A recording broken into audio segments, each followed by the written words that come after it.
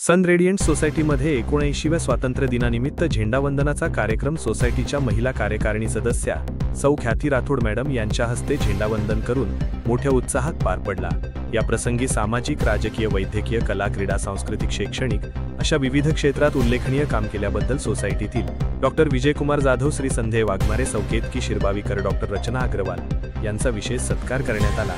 यावेळी कार्यक्रमाच्या प्रमुख पाहुण्या सौ ख्याती राठोड मॅडम, सोसायटीतील सभासद तथा माजी मुख्याध्यापक काळेसर, सोसायटीचे चेअरमन श्री चेतन पाटील व सोसायटीचे सचिव श्री सचिन निमाले यांनी आपले मनोगत व्यक्त केले।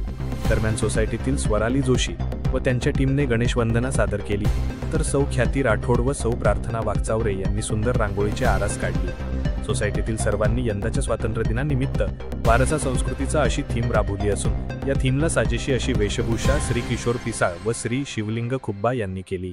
यावेळी गणेशोत्सव मंडळाचे अध्यक्ष श्री किशोर पिसाळ यांनी यंदाच्या वर्षी राबविण्यात येणाऱ्या थीमबद्दल उपस्थितांना सखोल माहिती सांगून गणेशोत्सव सन 2025 मधील कार्यक्रमांचे औपचारिक उद्घाटन केले।